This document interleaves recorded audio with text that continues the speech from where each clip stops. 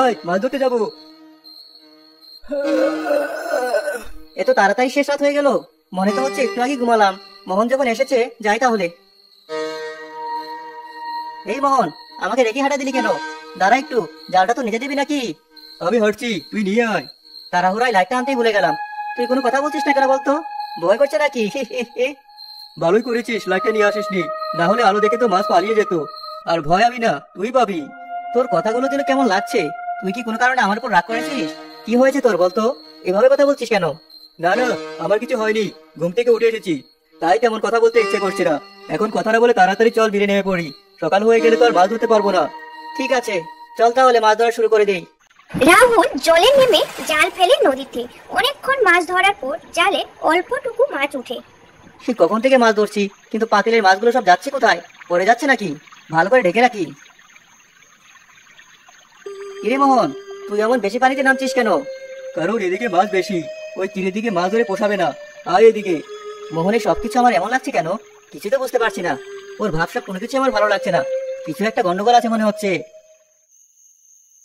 হাসন মোহন বাড়িতে ঘুমোচ্ছে। কিছুক্ষণ পর তার ঘুম ভেঙে যায়। এই যা, আমার তো ঘুম ভাঙতে দেরি হয়ে গেল, অপেক্ষা করছে। যাই ওর বাড়ি তাড়াতাড়ি। কি, ওর ঘর তো দেখছি খোলা, ভিতরে গিয়ে দেখি একবার। বিছানায়ও তো নেই। আমার দেরি হয়েছে বলে ও মনে হয় বিলে চলে গেছে। আমিও যাই, না হলে আবার রাগ করবে। কিরে মোহন, আর কত পানিতে নামবি? এত পানিতে মাছ ধরবি কি করে? চল পানির দিকে মাছ ধরি। না না, এখানে মাছ ধরবো। তুই যে কি করছিস কিছু বুঝতে পারছি না আমি। এইরকম এত পানিতে কি করছিস তুই? আয় এদিকে, আয় বলছি তাড়াতাড়ি। কি, তুই এখানে কি করে? তুই তো একটু আগে আমার সাথে মাছ ধরছিলি, এখন আবার এখানে এলি কি করে? কিসব বাবু তেমন কথা বলছিস তুই? আমি একটু আগে তোর বাড়ি গেলাম, গিয়ে তোকে না পেয়ে এখানে এলাম। এসে দেখি তুই কত পানিতে নেমে আছিস। কত পানিতে কি আর মাছ ধরা যায়? কি বলছিস তুই এসব? আমি তো সেই কখন থেকে তোর সাথে মাছ ধরছি। তুই নিজে ডেকে এনেছিস আমাকে। কোথায় তোর বাস? দেখা আমাকে।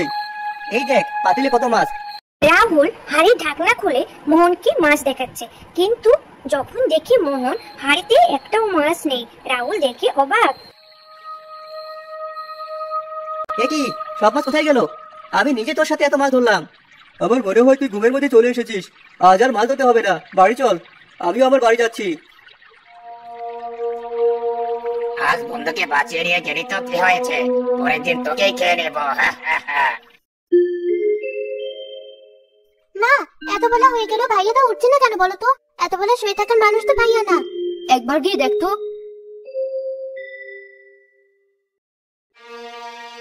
মা, একবার এসো। দেখো ভাইয়া জ্বরে কেমন করছে, এই জন্যই আর বিছানা থেকে ওঠেনি। তাই তো, জ্বরে একেবারে গা পুড়ে যাচ্ছে। কালের বৃষ্টিতে ভেজার কারণে এমন হয়েছে মনে হচ্ছে। ছেলেটা আমার একটা কথা শুনে না। তুই এখনই গিয়ে ওষুধ নিয়ে আয়। কাকিমা, রোকনের কি হয়েছে? এভাবে শুয়ে আছে কেন? দেখো না, কাল ভেজে এমন জ্বর বাঁধিয়েছে, এখন আর বিছানা থেকে উঠতেই পারছে না। শুধু কি ভিজেছে? মা, তুমি একটু বাইরে যাও, মোহনের সাথে আমি একটু কথা বলবো। এই, তুই কি পাগল হয়ে গেছিস? কাল রাতের কথা বলেও আমাকে বলবি না, তাহলে মা খুব চিন্তা করবে। ঠিক আছে, বলবো না। এখন তাহলে আমি আসি, কাল এসে আবার ডেকে যাবো। জলভূত জল থেকে উঠে নিজের রূপ বদল করে নেয় আর রাহুলের রূপ ধারণ করে মোহনকে ডাকতে যায়। মোহন, এই মোহন, চল মাছ ধরতে যাই। কিরে রোকন, তোর না জ্বর এসেছে, তাও তুই মাছ ধরতে যাবি? সকালে তো দেখে এলাম জ্বরে তোর গা পুড়ে যাচ্ছে। ওষুধ খেয়েছি, জ্বর সেরে গেছে। এখন বেশি না কথা বলে চল দেখি। আচ্ছা, তুই হাঁটতে শুরু কর, আমি আসছি জাল নিয়ে। লাইটটা নিয়ে যাই। কি, ও পা এমন উল্টো করে হাঁটছে কেন? এটা তো রোকন মনে হচ্ছে না। আর গতকাল আমিও রোকনকে ডেকে নিয়ে এসেছিলাম না? কিন্তু রোকন বলেছিল আমি নাকি ওকে ডেকেছিলাম। তাহলে কি এটা সেই মেসো খেকো? সেটা হলে তো আমাকে মেরেই ফেলবে। না না, ওর পেছন পেছন আমার যাওয়া যাবে না। কিরে, তুই না এসে থেমে গেলি কেন? তুই রোকন না, তুই অন্য কেউ।